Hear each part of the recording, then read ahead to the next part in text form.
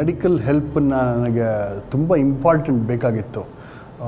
ಮೊದಲು ಬೇಕಾಗಿದ್ದು ಜರ್ಮನಿನಲ್ಲಿ. ಯಾಕೆ ಅಂತಂದರೆ ಈ ಆ್ಯಂಗ್ಸೈಟಿ ಪ್ಯಾನಿಕ್ ಅಟ್ಯಾಕ್ ಬಂದಾಗ ಹಾರ್ಟ್ ರೇಟು ತುಂಬ ಜಾಸ್ತಿ ಆಗೋಗೋದು. Blood pressure 220 260 unconscious level.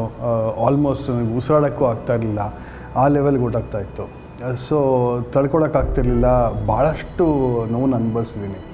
So ಆ ಟೈಮಲ್ಲಿ ನಿಂತ್ಕೊಂಡಂಥ ಜರ್ಮನ್ ಡಾಕ್ಟರ್ಸು ಭಾಳ ಹೆಲ್ಪ್ ಮಾಡಿದ್ರು. ಒಬ್ಬರಿಂದ ಇನ್ನೊಬ್ಬರು ದೇ ವೆಂಟ್ ಬಿಯಾಂಡ್ ಅಂತ ಹೇಳ್ಬೋದು. ಜರ್ಮನಿನಲ್ಲಿ ಸೈಕ್ಯಾಟ್ರಿಸ್ಟ್ ಅಪಾಯಿಂಟ್ಮೆಂಟ್ ತೊಗೊಳ್ಳೋದು 1 ವರ್ಷ ಟೈಮು.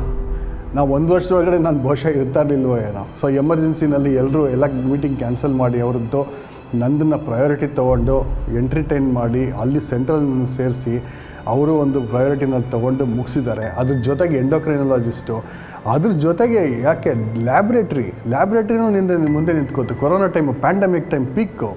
ಆ ಟೈಮಲ್ಲಿ DNA ಅನಾಲಿಸಿಸು ಅದು ಇದು. ಇವಾಗ ಕೊರೋನಾ ಮ್ಯೂಟೇಷನ್ಸು ಎಷ್ಟು ಒದ್ದಾಡ್ತಾಯಿದ್ರು ಜನ, ಎಲ್ರಿಗೂ ಪರಿಚಯ ಇದ್ದದ್ದು. ಈ ಒಂದು ಟೈಮ್ನಲ್ಲಿ ಇದೆಲ್ಲ ಒಂದು ಫಿಗರ್ ಔಟ್ ಮಾಡಿ ನಿಂತ್ಕೊಂಡು ಜಿನೋಮಿಕ್ಸನ್ನು ಸ್ಟಡಿ ಮಾಡಿ ನಮಗೆ ಸಪೋರ್ಟ್ ಮಾಡಿ ಇವರು ಹೊರದೇಶದಿಂದ ಬಂದಿದ್ದಾರೆ ಅಂತ ಆ ಲೆವೆಲ್ ನಿಂತ್ಕೊಂಡಿರಲ್ಲ. Germany stood somewhere else. ಜರ್ಮನ್ರು ನಂತರದವರು ಎಷ್ಟೋ ಜನ ಕ್ಯೂನಲ್ಲಿದ್ದವರು ತುಂಬ ಬೇಜಾರು ಮಾಡ್ಕೊಂಬಿಟ್ರು. ಇದು ರೇಸಿಸಮ್ಮು, ನಮ್ಮ ಕಂಟ್ರಿನಲ್ಲಿ ನಮಗೆ ಸಪೋರ್ಟ್ ಮಾಡ್ತಾ ಇಲ್ಲ ಅಂತ ಜರ್ಮನಿನಲ್ಲಿ ಅದು ಆಗೋಯ್ತು. ಒಂದು ದೊಡ್ಡ ಗಲಾಟೆ ಆಯ್ತದು.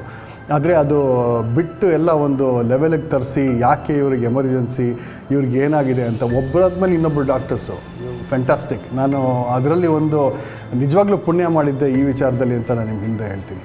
ಇಂಥ ಒಂದು ವಿಚಾರಗಳೆಲ್ಲ ಜನರಿಗೆ ನಾನು ತಿಳಿಸ್ಬೇಕು. ಯಾಕಂತಂದರೆ ಇದೆಲ್ಲ ಪಾತ್ ಬ್ರೇಕಿಂಗ್ ಒಂದು ರಿಸರ್ಚು, ಒಂದು ಫೈಂಡಿಂಗ್ಸ್. ಇದನ್ನು ಜನರಿಗೆ ಅರಿವು ಮೂಡಿಸ್ಬೇಕು ಇದನ್ನು.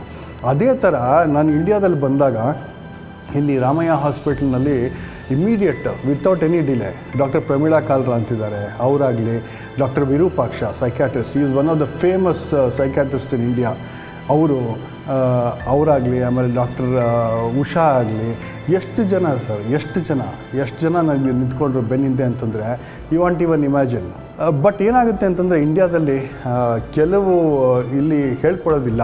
ಎಂಡೋಕ್ರಿನಾಲಜಿಸ್ಟ್ ಅಂದರೆ ಎಂಡೋಕ್ರಿನಾಲಜಿಸ್ಟ್ ಬರ್ದಿರ್ತಾರೆ, ಟ್ರಾನ್ಸ್ಸೆಕ್ಷುವಲ್ಲು, ಟ್ರಾನ್ಸ್ಜೆಂಡರ್ ಕೇರು, ಈ ಥರದ್ದು ಯಾವುದೂ ಬರ್ದಿರೋದಿಲ್ಲ. ಓಪನ್ನಾಗಿ ಹೇಳಲ್ಲ ಜನ ಬಂದು, ಇದು ಹಿಂಗಿದೆ, ನಾವು ಈ ಥರ ಒಂದು ಸಪೋರ್ಟ್ ಮಾಡ್ತಾಯಿದ್ದೀವಿ ಅಂತ. ಬಟ್ ಇದು ಏನಾಗುತ್ತೆ ಅಂದರೆ ಈ ಬಿಸ್ನೆಸ್ ಕೆಳಗಡೆ ನಡೀತಾ ಇರೋದು. ಯಾಕಂತಂದರೆ ಜನರಿಗೆ ಅವೇರ್ನೆಸ್ ಇಲ್ಲ.